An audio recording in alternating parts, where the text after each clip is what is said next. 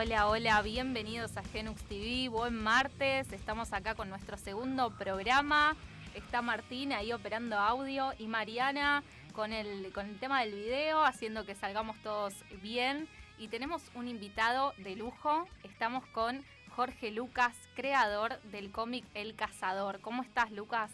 Hola, ¿qué tal? Bien, muy bien. Me alegro de tenerte acá en Alt 879. Bueno, Gracias. vamos a arrancar con esta entrevista. La primera pregunta es, ¿cómo son los inicios del Cazador? Empezó como una historieta en el año 88, 89. Tenía una estrella en la frente y tenía 8 páginas. La presenté en un concurso de la revista Scorpio, salió mencionada, pero no salió publicada. Entonces me enojé y armé mi propio fanzine, que era una revista barata hecha con fotoduplicaciones, y ahí salieron las primeras 8 páginas en marzo del 90. Y después, bueno, o sea, le gustó a un editor y a Carlos Trillo, que era socio del editor, y sacaron una miniserie de tres partes que se llamaba Las sombras del apocalipsis.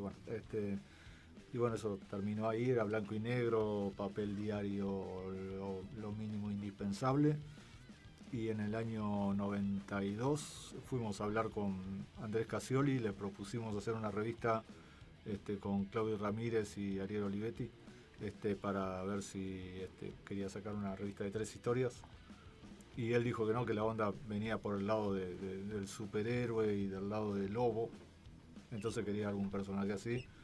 Y el único personaje que más o menos se parecía era el Cazador. Le cambiamos la estrella por la cruz, lo hicimos mucho más polenta, lo hicimos argentino porque no era argentino, o sea, las aventuras pasaban en Nueva York.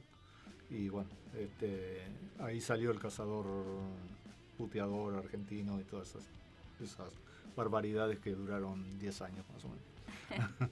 ¿Y qué otras influencias tuviste para crear el personaje y también para crear la historia?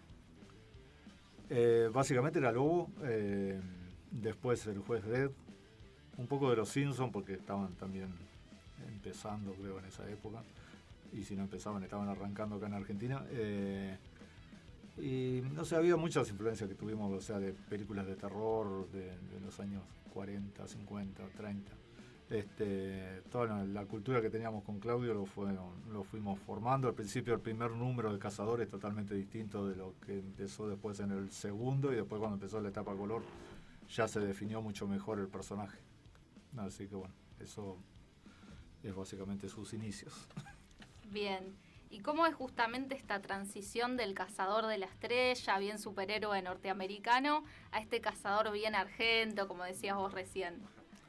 Y porque la idea era que llegara más gente. Era el Cazador que yo había hecho era más un Batman, digamos, a un estilo un poco más tirando a sudamericano por la forma en que actuaba, porque no luchaba contra un enemigo, sino que luchaba contra la CIA o contra el gobierno de Estados Unidos. Entonces tenía una impronta, pero para llegar a más gente decidimos hacerlo argentino y que hablara como argentino y peor que un argentino, o sea, y que tuviera ultraviolencia.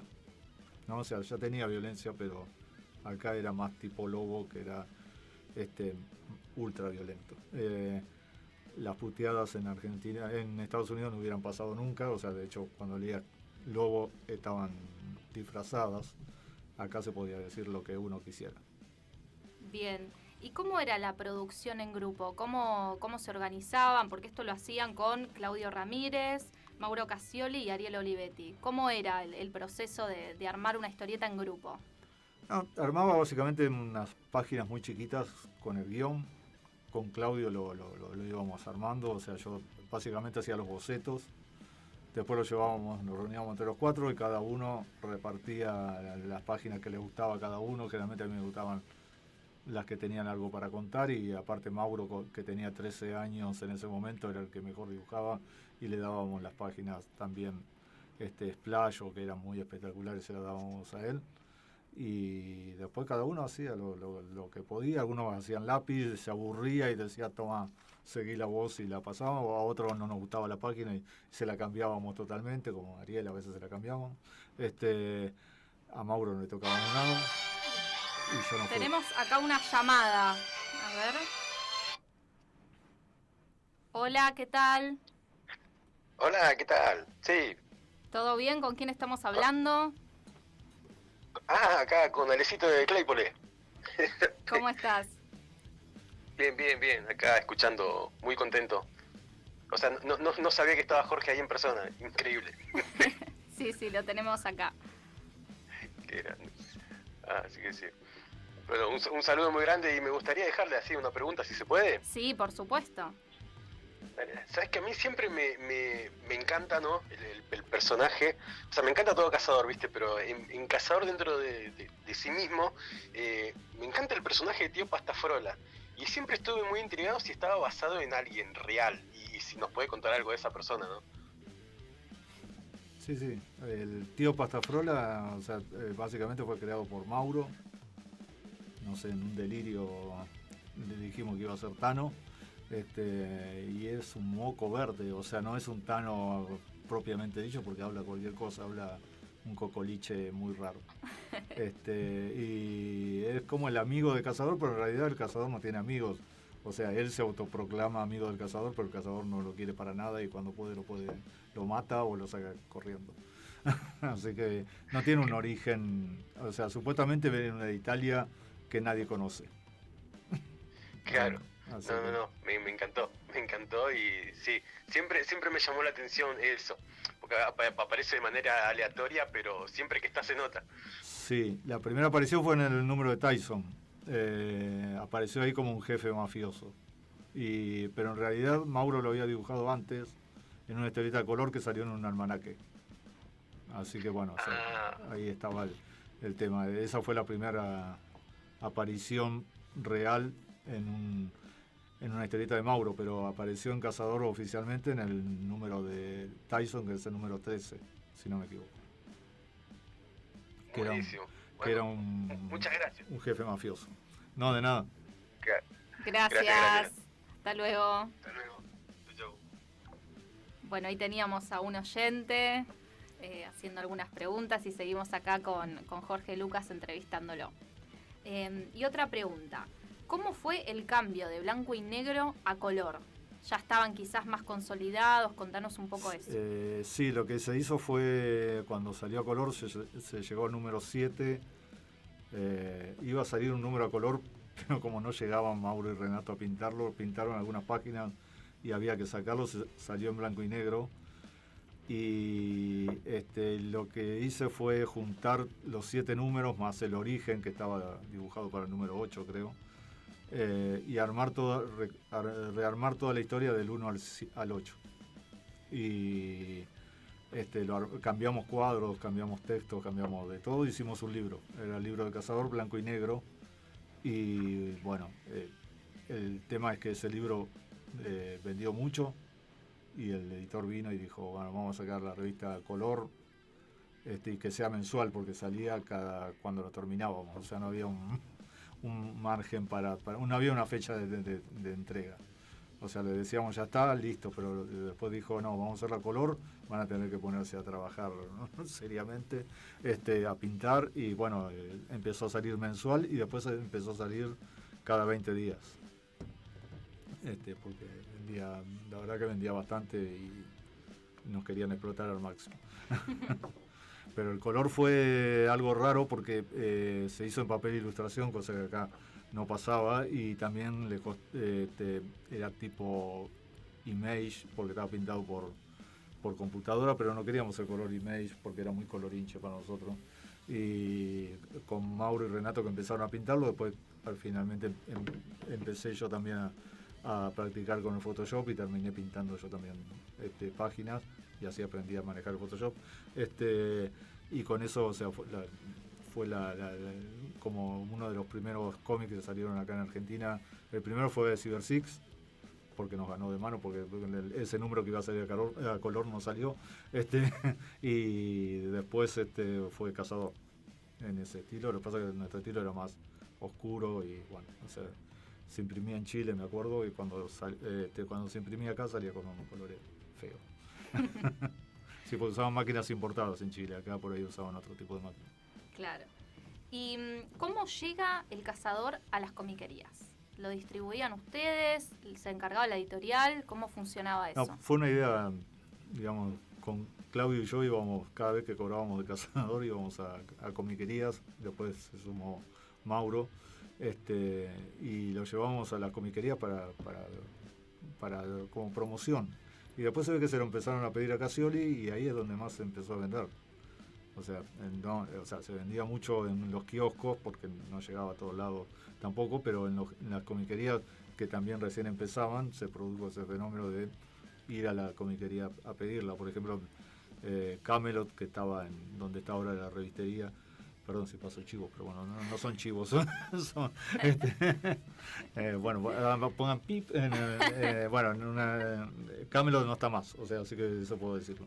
Era en Corrientes y Paraná, y bueno, lo llevamos ahí y él en un momento pidió hacer una propaganda y nosotros le dijimos al editor, hacemos canje y le canjeábamos por el material que nosotros queríamos pedirle. Claro.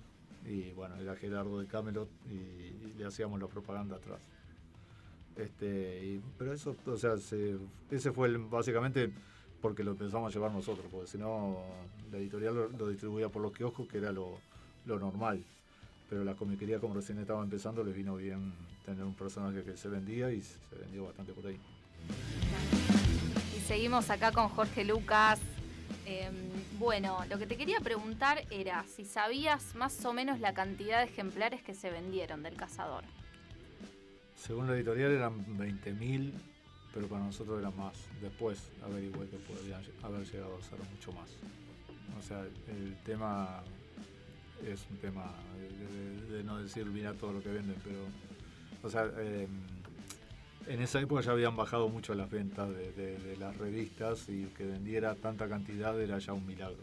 O sea, hay que pensar que Columba y todos esos vendían como 500.000 o 300.000 ejemplares. Pero bueno, con la llegada de nuevos medios y todo eso, las revistas vendían lo que vendían. Y Cazador vendía bastante, yo pienso que deben haber llegado fácil a los 30.000 o 40.000 ejemplares de venta en su época más esplendorosa. Bien. Uy, tenemos acá otro llamado. A ver. Hola, ¿qué tal? Hola, ¿qué tal? ¿Con quién estamos hablando? Hola, ¿qué tal? Habla David de Lomo, acá un poco de la radio. ¿Cómo estás, David? ¿Se escucha? ¿No se está escuchando? Hola, sí, ¿qué tal? Lo que pasa es que tenía la radio así... claro. estaba haciendo interferencia. Bueno, no. ¿Qué tal? ¿Cómo estás? No, o sea, qué bueno que está ahí, Jorge. Quería saludarlo. Gracias. Bueno, un grande, la verdad. Gracias, saludos. Acá te agradece, Jorge Lucas. ¿Tenés alguna pregunta? Sí, no, más que nada también un agradecimiento porque, bueno, yo era chico cuando empecé a leer Cazador y, bueno, como que medio que hizo que yo me iniciara en el camino del cómic y bueno, y siguiera investigando y siguiera leyendo y bueno, y hoy más o menos estoy relacionado con el ambiente y bueno, me sigo acordando y cada vez que veo que alguien busca una revista Cazador o algo así, como que me gusta, me pone contento. Bueno, gracias, David. ¿Alguna pregunta más o algo para agregar? No, mandarle un saludo grande a Jorge y bueno, y decirle que siga así y espero que siga dibujando y siga siendo un grande como siempre. Muchas gracias, saludos. Gracias, hasta luego. Hasta luego, muchas gracias. Bueno, ahí teníamos otro llamado de un oyente y seguimos acá con Jorge Lucas. Y quería hablarte un poco de la vigencia que tiene el Cazador, con los lectores de siempre y con los nuevos lectores, yo me incluyo, con las nuevas generaciones que llegan al Cazador. ¿Por qué crees que sigue vigente y que sigue actual y que la gente lo sigue leyendo? Porque bastante, me parece que, o sea, se adapta a esta época por la rebeldía, por ahí. O sea, me parece que pasa por ese lado. Yo siempre lo asocio un poco con que es muy del pueblo, digamos, ¿no? O sea, siempre dije que no era ni amigo del comisario, como hijitus, ni un terrateniente de la Patagonia devenido a Indio Tehuelche. El tipo no, o sea, no quiere, o sea, no quiere salvar a nadie, es el típico, me parece, gente del pueblo que labura porque labura o este no labura. Pero, o sea, está ahí y no quiere salvar a nadie, se tiene que salvar él, o sea, básicamente. Pero me parece que pasa por ese lado y que llega mucho a la gente porque es muy, muy como es la gente, ¿no? O sea, más allá de que tiene el agregado que es inmortal, super fuerza y todo lo demás que hace que reaccione en forma violenta, y eso es lo que por ahí hace lo que la gente no puede hacer, ¿no? Me parece que pasa por ahí. Bien. Y el terror en la historieta. Se nota mucho que hay influencias del terror, tanto en el dibujo como en la trama también. Sí. ¿Qué influencias tienen del terror en el cine? Contanos un poco. El cine sobre de los eso. años 30, 40, o sea, Frankenstein, El Hombre Lobo, todas esas cosas influyen bastante. Las películas bizarras también de los años 50 de Estados Unidos, donde las películas eran, o sea, bizarras, pero además querían aleccionar sobre posibles invasores. En realidad los invasores de esa época tenían miedo de que invadieran los japoneses o algo de eso. Y también, o sea, yo leía mucho, leo también Lovecraft, y hay mucha influencia de eso. Y había personajes como Melkor y Balrog, que los nombres son sacados del Señor de los Anillos. Melkor por ahí no lo conocen demasiado porque aparece en el Silmarillion, que es el primer, digamos, señor oscuro, y después viene Sauron o Sauron. Tenemos acá otro llamado. Hola, ¿qué tal? ¿Con quién estamos hablando? Hola, Juliana. ¿Cómo estás, Juliana? Todo bien. Estaba escuchando y viéndolos por Twitch y me pareció genial lo que están mostrando. Yo de a poco me estoy como haciendo amiga del cómic y descubriendo todo ese mundo. Empecé a seguir a Genux y noté que el cómic El Cazador es como muy grosso y me llama mucho la atención las ilustraciones, todo al respecto, y me gustaría comenzar como a leerlo y quisiera saber por qué número o tomo comenzar a leerlo. Hola, ¿qué tal? Hola. Me parece que, o sea, por ahí podés llegar a, si conseguís un libro que se llama Archivos Secretos, que es un libro todo en color negro con la cara del cazador. Esa es una buena entrada para el cazador. Y si no, tenés el primer libro que se llama el libro de Cazador, que también recopila todo blanco y negro. El de Archivos Secretos lo que tiene de bueno es, o sea, tiene el origen a color, tiene el primer cazador y tiene la ficha de los personajes. Entonces ahí podés interiorizarte mejor sobre lo que pasa. También ahora, si no los llegás a conseguir, podés, está el libro Cazador Sagas, que fue editado o reeditado nuevamente por Deux. Yo lo había editado hace unos años y le agregué unas páginas más, y por ahí también podés empezar. O sea, no hay una forma de por ahí, si enganchás el origen podés llegar a entender bien el personaje, pero, o sea, empezó sin el origen. O sea, cuando empezó El Cazador no tenía un origen, lo inventamos después y es un origen serio, así que si enganchás una historieta cualquiera podés entenderlo igual. Después vas a seguir investigando si te gusta, y si no, podés seguir comprando hasta que encuentres una que te guste. No, genial. Muchas gracias por la recomendación. Me parece muy llamativo los dibujos, las ilustraciones, y aparte estaba escuchando que hay como de terror, ciencia ficción, que no, Sí. Genial. Eso ya me llama la atención, así que les voy a hacer caso. Muchas gracias. Gracias. Gracias a vos. Bueno, y aprovecho el pie que me dejó esta última pregunta que te hizo Juliana sobre el tema del origen del cazador.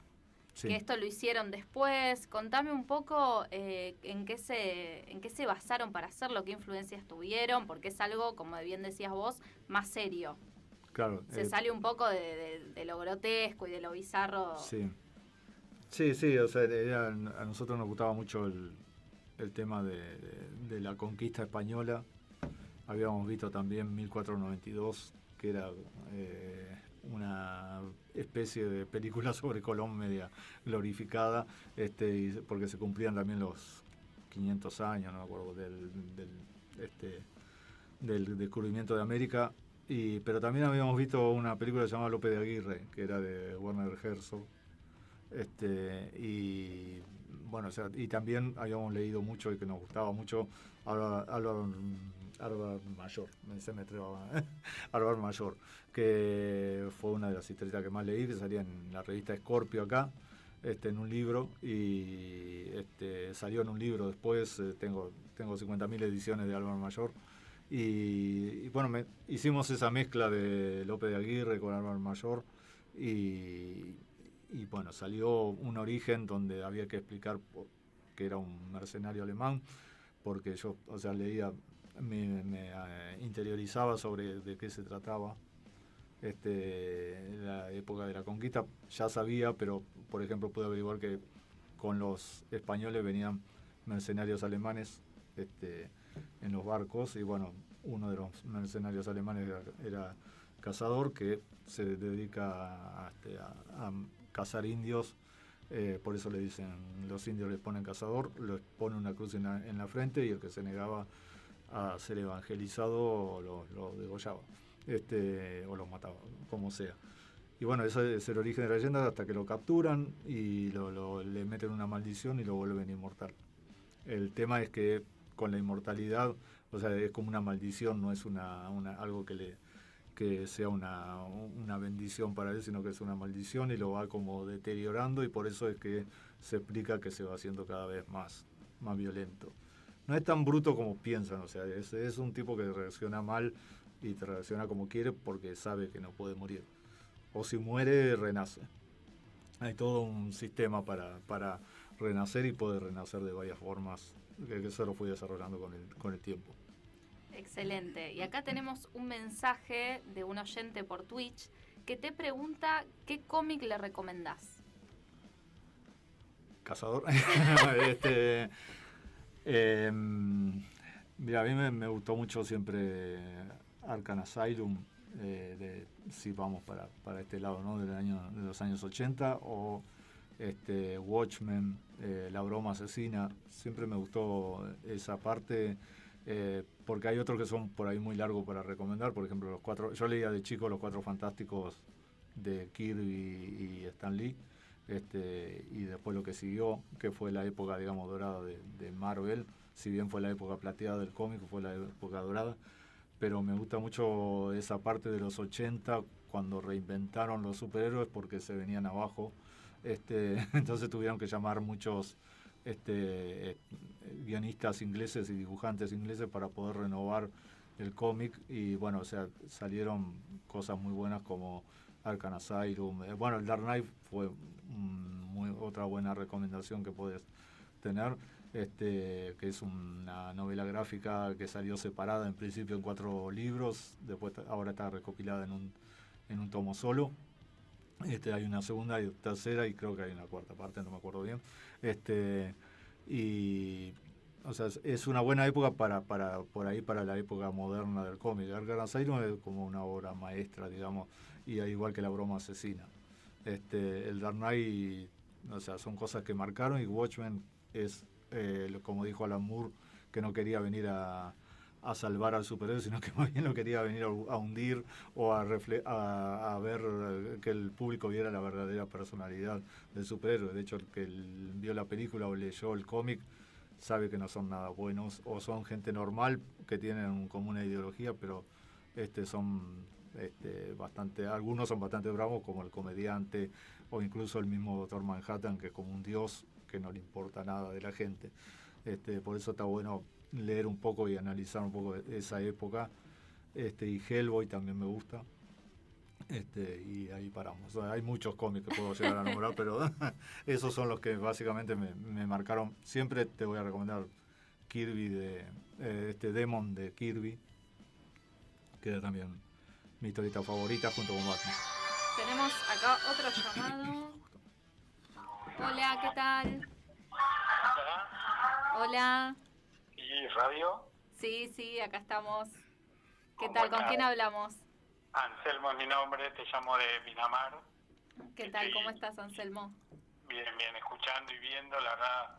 Quería felicitar a Jorge Lucas por su trabajo, es parte de la cultura fuerte de la Argentina. Muchas gracias, un honor. Si bien no soy un fanático del cómic, la verdad que me resulta tan interesante que me está haciendo sentir ganas de volver a leer algunas cosas.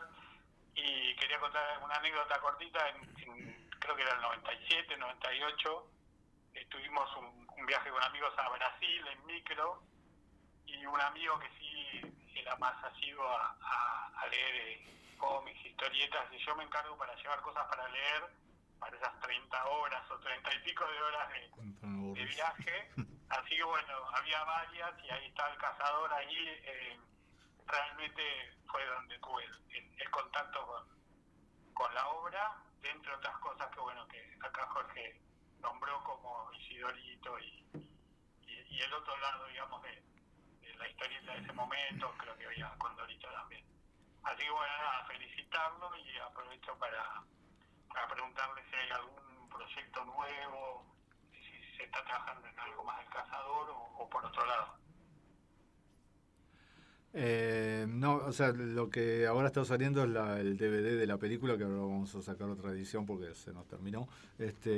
Y o sea, no, o sea, proyecto de dibujo no, porque no hay una editorial que sí hay proyectos de reeditar en libros, como salió Cazador Sagas, tratar de sacar Cazador Sagas 2 como salió en Brasil, o mejor, y sacar Cazador Orígenes, y reeditar Regreso a Arkham, que fue otra reedición de los cómics de Cazador, en blanco y negro. Lo que había salido color salió en blanco y negro, escaneado de los originales. Esos libros generalmente los armo yo, y bueno, o sea, vamos a tratar de hacer algo de eso.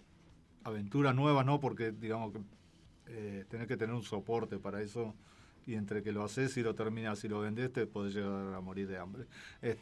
Así que ese es el tema con el tema con el asunto del Cazador. Muchas gracias, y bueno, sigan así, Genux TV, que siga adelante, que está muy bueno el YouTube y también este programa semanal. Un beso. Muchísimas gracias, Anselmo. Hasta luego, chao. Bueno, ahí teníamos otro oyente charlando con Jorge Lucas. Ahí tenemos más. otro llamado. A ver. Hola, ¿qué tal? Hola, ¿qué tal? Soy Agus, soy de Rafael Calzada. Llamaba a la radio para decirles que me alegra mucho ver artistas así en Genux. Bueno, muchísimas gracias. Sí, la verdad que estoy muy contenta. Espero que sigan invitando artistas así. Celebro mucho lo que es la historieta argentina, así que espero seguir viendo más entrevistas de ese estilo. Muchísimas gracias. Un beso, saludos. Hasta luego. Gracias. Hasta luego. Y seguimos acá con Jorge Lucas. Ahora quería ahondar un poco más en tus inicios del dibujo, cómo arrancaste con la historieta. Tengo entendido que estudiaste con Oswald, Sí. el autor de Sonoman. Contanos un poco de eso. Sí, al principio empecé dibujando desde chico, ¿no? O sea, dibujaba abajo de la mesa, que siempre mi vieja me dice eso, o me decía eso. Y después, cuando terminé el secundario, yo dibujaba por mi cuenta, decidí empezar a estudiar cómo eran eso y cómo era la técnica, porque lo dibujaba en hoja de carpeta así nomás. Y fui a la asociación de dibujantes. Ahí estudié con Caruso, y después fui al año, empecé con Oswald en la escuela de Larecochea, que estaba en Corrientes, Uruguay en ese momento. Y bueno, ahí tuve 2 años y medio. Aprendí un montón porque era un tipo que te enseñaba historieta sin por ahí dibujar demasiado, pero te explicaba bien cómo era la historieta, cómo era la técnica. Y bueno, eso fue el inicio, digamos, de empezar a dibujar. Yo hacía una historieta medio estilo El Señor de los Anillos, que en esa época lo estaba leyendo. Y bueno, es la práctica lo que te lleva a mejorar. A ver, tenemos otro llamado. Hola, Hola, buenas tardes, ¿cómo va? Mi nombre ¿cómo es Lucila. va? ¿Cómo estás, están? Lucila? Todo bien, acá escuchándolo de Doloriani. Quería saludar a Lucas, que lo estuve viendo en los videos de Genux también, y está buenísimo que ahora podamos tener una ida y vuelta en una entrevista y conocer un poco más del cómic argentino, así que nada más que felicitarlo y agradecerle por estar en nuestro municipio. Muchas gracias. Gracias, Lucila. A ustedes, saludos. Saludos. Bueno, ahí teníamos otro oyente y seguimos con Jorge Lucas. Sí. Y te quería consultar sobre tu experiencia trabajando para Marvel. Tengo entendido que hiciste Hulk, Black Panthers, los Avengers. Sí. Contanos un poco eso. Ya, o sea, ellos necesitaban un dibujante para terminar una miniserie que era Inhumans, y me hicieron hacer una prueba. Querían un estilo Moebius, después yo nunca había dibujado Moebius, pero me gustaba mucho. Y bueno, hice la prueba, les gustó y pude arrancar ahí haciendo el último número de una miniserie. Después quedé como en el aire, no sabía si me seguían llamando o no. Les pregunté a ver si me interesaría seguir dibujando, a ver si tenían para ellos, a ver si les interesaba. Y me dieron X-Force, que es el grupo rebelde de los X-Men. Y después seguí con Wolverine, Mystique. Después me dieron otra vez de vuelta una miniserie de Wolverine que estaba muy buena. Y después Colossus, un número especial que era Hulk contra Thor. Avengers, un número especial que era de Ultron. Y Iron Man también. Y bueno, o sea, la verdad que fue bastante una experiencia de dibujar y dibujar sin parar. Y después, bueno, se cortó eso y seguí trabajando para Top Cow, donde hice Darkness y Rip Claw. Y después mi primer miniserie policial que salió en un libro. Bien. Y después DC, que es donde hice básicamente Batman o el universo de Batman. Y te quería preguntar de estos personajes de Marvel que hiciste. ¿Cuál Sí. es tu preferido o cuál disfrutaste más dibujar? Es difícil, o sea, la de Wolverine que se llama Isla X me gustó mucho. Y una miniserie que hice de Colossus, que no me gustó tanto el dibujo que yo hice, pero sí me gustó mucho el guión. Que era el origen de Colossus, de su familia. Se llamaba Línea de Sangre, o sea que exploraba los antepasados, y el antepasado era Rasputín, ¿no? O sea, y estaba bueno porque mezclaba la historia con esa cosa de fantasía de los mutantes. ¿Y qué pensás de Jack Kirby? Para mí fue como mi papá de dibujo, ¿no? O sea, yo mi viejo compraba mucho las mexicanas de Editorial Novaro, y ahí empezó a salir en Batman, que era la revista Batman, salían capítulos de Kamandi o de Jason Blood, se llamaba Jason Blood en México, pero era Demon. Y bueno, ahí me gustó mucho porque se parecía también un poco al estilo que tenía Bob Kane, que no era Bob Kane, en Batman, y por eso me llamó la atención, pero me gustó más todavía. Y bueno, ahí empecé a copiar también a Kirby, siempre seguí a Kirby, me parece como mi dios preferido en el cómic. Excelente. ¿Y tu paso por DC con Batman? ¿Cómo fue? ¿Cómo lo viviste? Bien, la verdad que, o sea, a pesar de que fue corto mi paso por DC, me gustó como por ahí como te daba un poco más de tiempo, y los guiones eran un poco más sería porque era Batman y es mi personaje favorito. Estaba bueno dibujar ese universo porque siempre metía oscuridad y a mí me gusta meter mucha oscuridad. Bien. Sobre la revista Cazador Comics, ¿cómo fue esto? ¿Era una especie de antología? Sí, porque había que sacar otra revista, que quería el editor sacar otra revista, y no dábamos a hacer 2 revistas Cazador por mes, y decidimos hacer un capítulo corto de Cazador con una historia corta, y metíamos historietas de afuera o gente que nosotros conocíamos y lo poníamos en la revista. Y así salió esa Cazador Comics, que se duró 8 o 9 números, El último número, cuando nos dijeron que no iba a salir más, mandamos cualquiera y nos cagamos de risa mejor.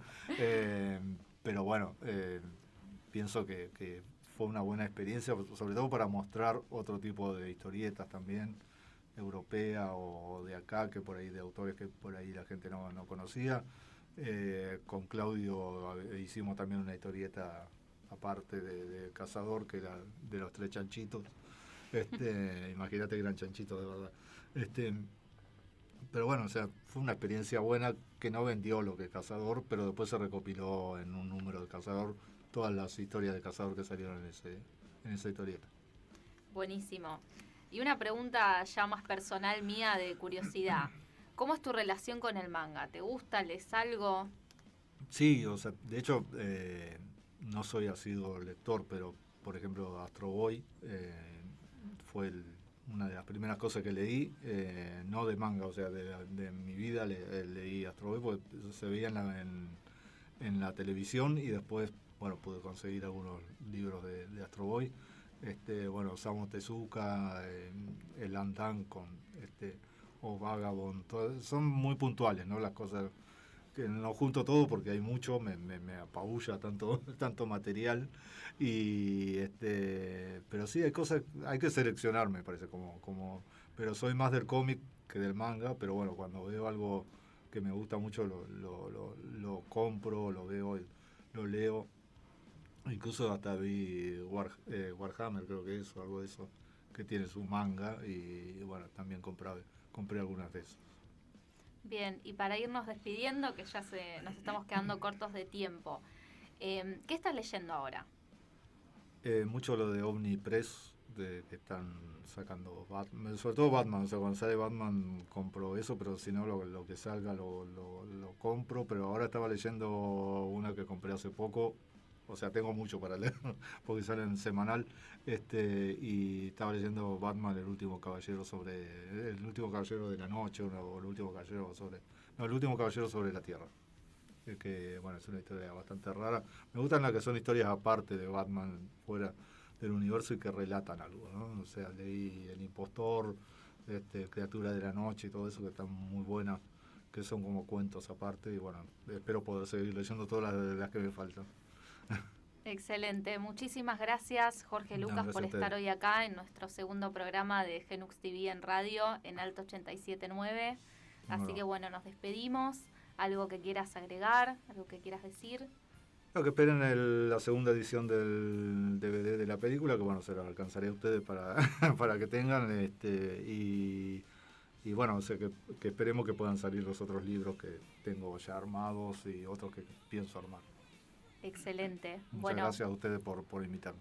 Muchísimas gracias. Nos vemos el próximo martes a las 19 horas.